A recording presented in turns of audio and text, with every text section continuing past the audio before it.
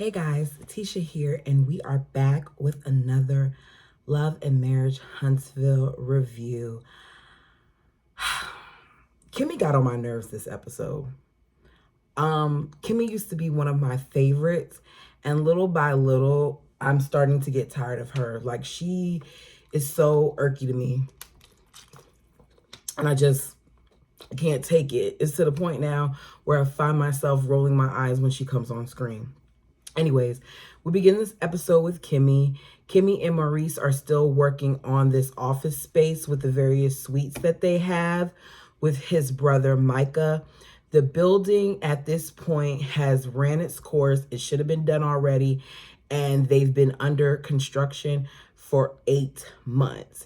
This is why sometimes you should not work with family. You need to hold them to the same standards as you would an actual company or people that you don't know, because time is money, especially in this instance.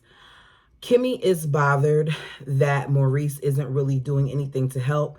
He even suggests hiring somebody to get those other tasks completed. And she was like, that's the whole purpose of your brother. Like, your brother is the project manager, so he's the one who's supposed to be making sure that this stuff is done.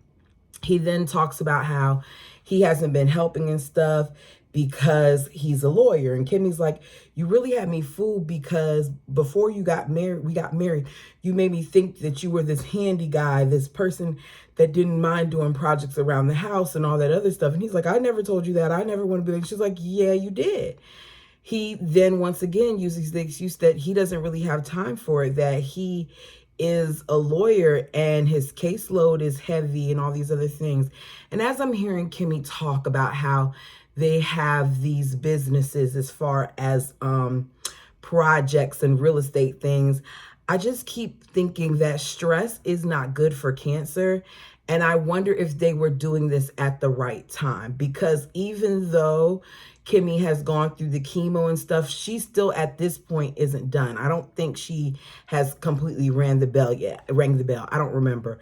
But either way, stress isn't something that she needs right now.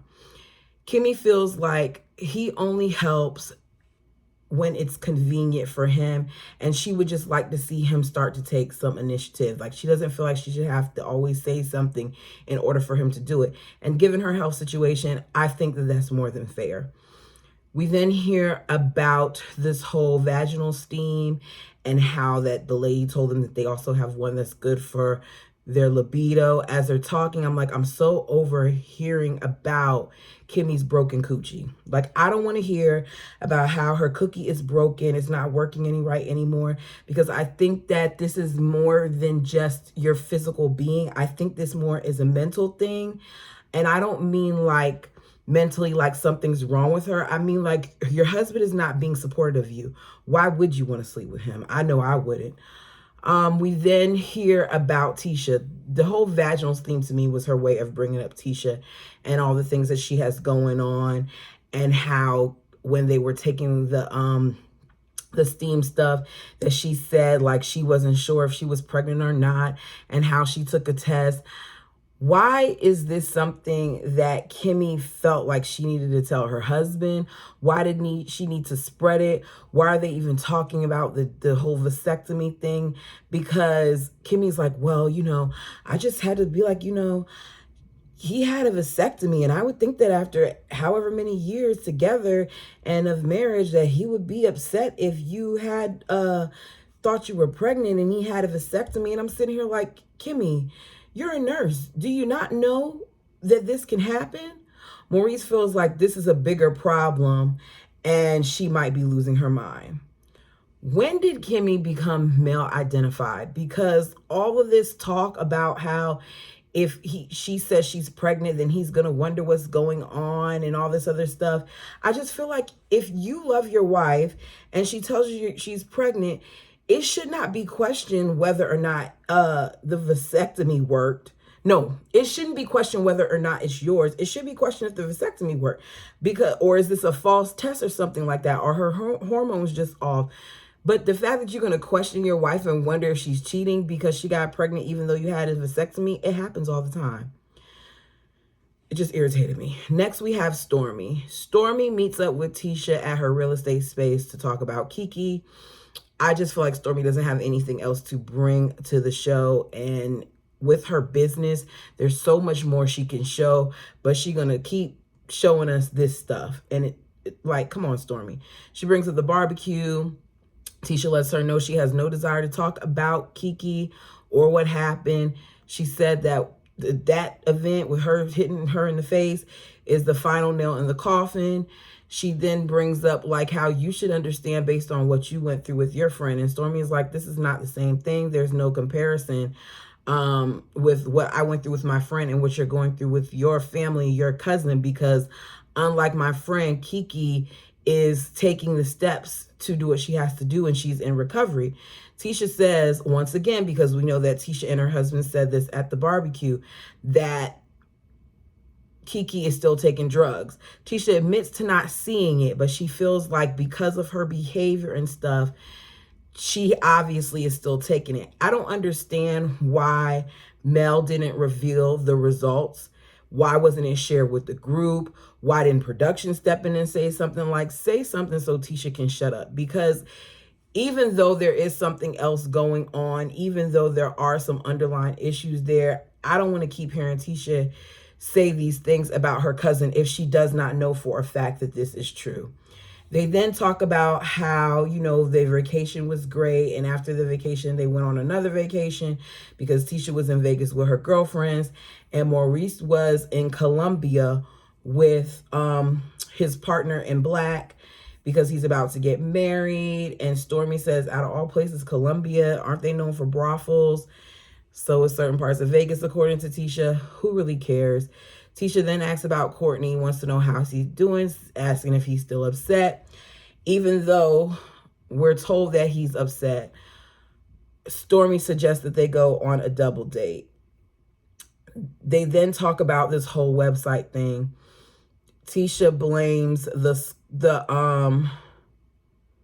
Sculpt and her realty business as a reason why she missed that whole thing that was put out there, and said that her assistant should have caught everything, but apparently she didn't. So first it was the web designer's fault, and now it's her assistant's fault. When if they never copied and pasted the information in the first place, whoever did do it, it wouldn't be a problem. This isn't making sense to me because it's so odd out of all of the businesses on earth, all the hair businesses, that they took what was off of Stormy's website verbatim and put it on Tisha's product. You don't see that there's something wrong with this. This isn't making sense. Stormy then asks her, like, are you going to apologize to me because people are saying things about me and my business? This situation to me reiterated the fact that Stormy is not about that life and Stormy is a clown.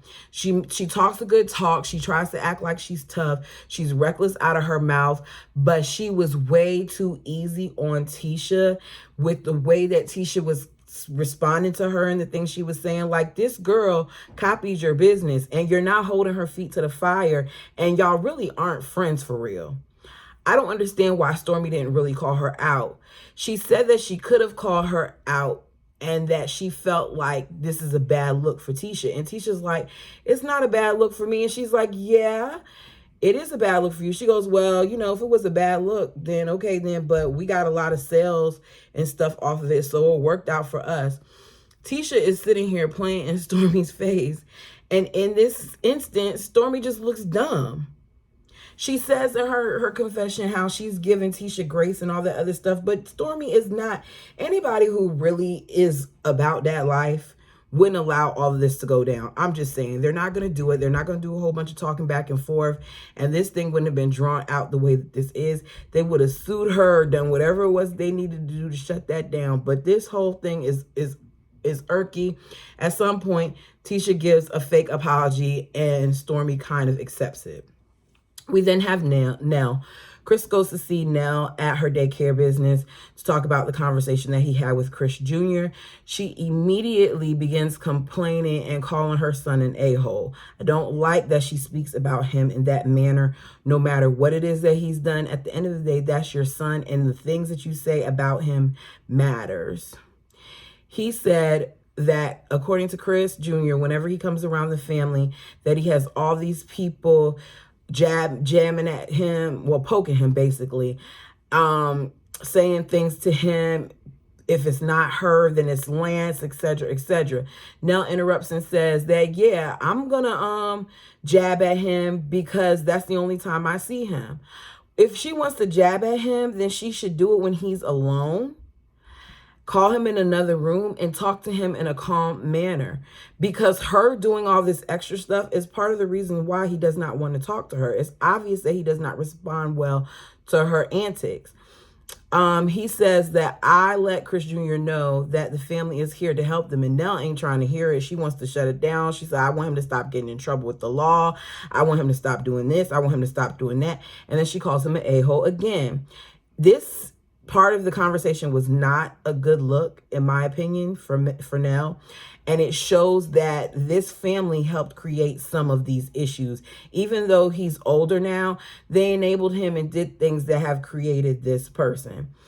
Chris then tells her, our son is going through things. He spoke to me from a place that he's never spoken before, and he needs help. He says there's times where he's getting up at 2 and 3 o'clock in the morning so he can go for a drive because he can't sleep. And Nella's like, what do you mean he's getting up at 2 or 3 o'clock in the morning? Where is he going? That's trouble. That's asking for the cops to pull you over and to get you locked up like how you just did and whatever. And Chris is like, it is weighing on me. Seeing him the way that I saw him, you weren't there for that conversation. Seeing him like that really bothered me. And it made me tear up a little bit in front of him. And he's like, I feel like it's depression, and Chris Jr. just can't see it. She said that she feels like he's right. She said he got all those letters for football to go to college, and he didn't go. It was a gift, and he didn't take it. That he's basically at this point lost. He doesn't know what to do with himself. And they tried to do things to make him feel better, like help him with luxury cars and all that other stuff. But it's not helping. She's like, hearing what you're saying now, I'm not going to keep bringing up the money. I even need to tell him not to stress about the money. But what I wanted to do for once was I wanted to hold him accountable. I'm glad that she switched her tune about stressing about the money. I do think that she should maybe work out a payment plan or something like that with him. And I feel like he does need to go to counseling. Hopefully he'll take them up on that. We then have Kimmy, who invited Mel and Tisha to the salon so they can talk about things, because we know that Mel and Tisha had a weird exchange the last time they saw each other. They talk about how the vaginal steam helped Tisha because they're having a whole bunch of fun over there, but not Kimmy. Kimmy then brings up the stupid pregnancy test and says she doesn't know why she wouldn't tell Marceau. I'm like, she doesn't need to tell Marceau because it says she wasn't pregnant. Like, if every woman told a man that she thought she was pregnant, men would be stressed out more than we were. Because God knows our bodies will play tricks on us and have us thinking that something is going on when it's not. You're just late, or you're just showing certain symptoms or whatever. So I didn't think that that was a big deal. We then see Mel arrive, and despite not needing a pedi because she says her feet stay pedicure, she is there. Kimmy asks her how she's been.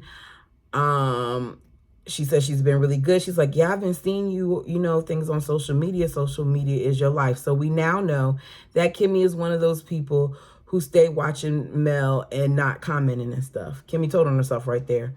She said that when she saw the event, she was confused on whether her name changed, whether everybody was invited or it was just, and she was like, no, it wasn't an everybody invite thing. She was like, well, I was wondering why I didn't get an invite to the event. And Mel says, I didn't want it to become a thing like how right now it's becoming a thing. And as she's saying this, I'm like, why would Mel want to invite the same people who talked about her, laughed about what was going on, took joy in her pain, made jokes about it, acted like they were better than her and all these other things? Why would she want to invite them to that event? Because we do know that at some point Tisha and the Scott brothers did do this. Now, maybe not so much Kimmy, but Kimmy was rooting for Martell, even when Martell was still doing some shady things. Tisha says she didn't expect the invite, but Kimmy was more hurt because Mel did throw her a party for breast cancer. And even though Mel did that, those two things have nothing to do with each other. These people do not communicate on a regular basis. They've had several issues. So why would she do that? Mel says it wasn't anything personal. It was for very close friends and family, that there were times where the ladies weren't close. She's like, if I invited you, then I would have to invite your husband, and the same thing for Tisha. And I just didn't want it to become something negative. Do I feel like there are reasons that she did not invite them other than what she's saying? Of course I do. But what she's saying right now is logical. She said she didn't want it to be brought back to her ex because their husbands are still cool with him. Mel said that she just didn't need it. And I could imagine what that would have been like, because look at how he acted with Nell and Chris. And he seems to be closer to the Scott brothers. So I could only imagine what that would have looked like if they said they were going to go. So now Mel was right in that. They then talk about, like, because she's like, well, did you feel better about it? Kimmy's like, how did it make you feel? How did it go? So Mel said that basically it was, a true sign of her moving on and her not wanting to be attached to that name, that her kids will always be attached to that name, but she doesn't have to. Kimmy then does this stupid thing that also got on my nerves about Kimmy. And Kimmy talks about how one of the things that she always wanted was to not be looked at as a baby mama by having a different last name, and how, that's common a lot of times in the African American community and all these other things. And Mel brings up like, okay, well, you currently have a different last name than your son. And I'm sitting here like, if I remember correctly, Kimmy wasn't married to her son's father. Kimmy did not get married until she married Maurice. So Kimmy, even though you're saying all of this, you're a part of the stereotype too. By no means am I agreeing with Kimmy on what she's saying. I'm just not, because my son's last name is different from mine because of what I chose to do. Let's be clear. And for you to sit here and to act like someone is wrong, or that they should be looked down on, or people are looked down on them because their names are different, that's kind of, I don't know. It rubbed me the wrong way. The conversation didn't make sense because Mel was not a baby mama. Mel was married to this man and had several children with him who all have his name. Just because her name is different means nothing. And she no longer desires to be connected to that name. Mel's like, at the end of the day, all of this is a part of divorce. She says that the last time she saw Tisha, her and Tisha weren't really getting along. So she thought because of how Tisha walked out, Tisha apologized and said, if you felt like my energy was off to you, it wasn't about you. It was just about the whole situation. Mel was like, when I talked at the expo and said my piece, I felt like you shut me down and you didn't shut down other people. They just agree that it's nothing to it, even though I feel like Tisha's lying. Kimmy wants to know what's the next step because this was good. And she's like, maybe y'all can unblock each other. They said that they can't unblock each other at this point, but they are cordial.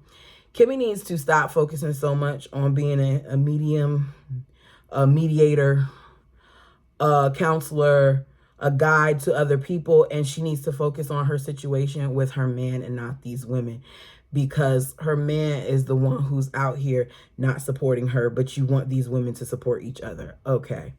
We have Stormy. Stormy is on her date with Courtney. They're having a good time playing pool. She talks about how she doesn't like conflict. She then tells Courtney about how she talked to Tisha again about the whole designer thing, and Tisha's still placing blame on the designer, even though they feel like it's Tisha's business. Tisha was supposed to catch that. She says she's been marinating on it more with how Tisha played her. And I just feel like, okay, Stormy, you playing games because you already knew that Tisha played you. You had plenty of time to marinate on all of this, because at this point, we've seen how many episodes since? Tisha them didn't even film for a minute from this. So you had plenty of time to think about this. And when you were one-on-one in her face, you acted real chill about it. So I'm not trying to hear all of that. You're not about that life. The Scotts then arrived. They're an hour and 25 minutes late. They should have been there earlier. Stormy points it out. They talk about their issues. Courtney says, I'm not mad with you. I don't got no beef with you, but I don't like the fact that you made that Mr. Steele comment. That's something that kids do. This whole situation to me is something that kids do. The fact that they're still talking about it is something that kids do. I don't think Courtney, I'm not going to say that Courtney can't handle his own, but Courtney's energy when he's talking to all the guys versus how he was here, to me, was different. You and your wife both look like clowns, because Marceau is going to continue to play in both of your faces. He said, excuse me. Ooh, that was gross. Sorry, y'all. Sorry for burping in your face.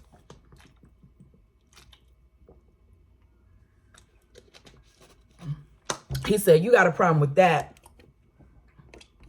but you don't have a problem with your wife calling me a B 10 times. And he was like, no, I ain't got a problem with that. He said, all right. So when I said what I said, that was my way of getting my lick back. Stormy should not have called him a B. Point blank, period. Because if that happened and that man said that to that woman, then it probably would have been an issue. Stormy said that when she said it, if he had a problem with it, he should have just been like, Courtney, get your wife. And if he said that, she would have had a problem with that too. She basically makes her statement, kind of calling him a B again, but saying she's just saying like the way he was acting was like a B. But if you're saying he was acting like a B, then you're still calling him a B. He says, okay, if you want to keep talking like that, I'm just going to ignore you then. Stormy says, that's disrespectful. You're not going to ignore me. Ignoring somebody is why she got a drink thrown in her face. Stormy is really on one, because that wasn't right. She didn't need to say that. Tisha didn't deserve to get that drink thrown in her face. Even though Tisha gets on my nerves sometimes and I don't like what she does and I feel like she's full of ish, she didn't deserve to get that drink tossed in her face. Tisha says it's immature of Stormy to say this, and she's being really shady and rude. Maurice then makes a statement that you told me that in your culture, the B word is used frequently, and I don't use that word, and I'm not used to adults using that, nor can I kind of like teach them, how to, basically it's like, I can't teach you how to be civil, basically. Stormy walks off with her keys, says she got work to do, but she's going to sit there and watch Courtney play, and they do what they've done this whole entire, I can't even talk, this whole entire time, and have us on a to be continued. I'm so over these to be continued. Overall, the episode was okay. I don't want to hear about the expo anymore. I don't want to hear about Stormy calling him a B. I don't want to hear about Stormy trying to confront anybody, because Stormy is not going to do anything but run her gums, and I'm over it. Mel did very well by kind of pulling away from her, because I think the only reason why Stormy is trying to keep some type of connection with Tisha is because she wants to remain on the show, even though she really doesn't need the show. You guys, let me know your thoughts and opinions down below. Like, comment, and subscribe if you have not already.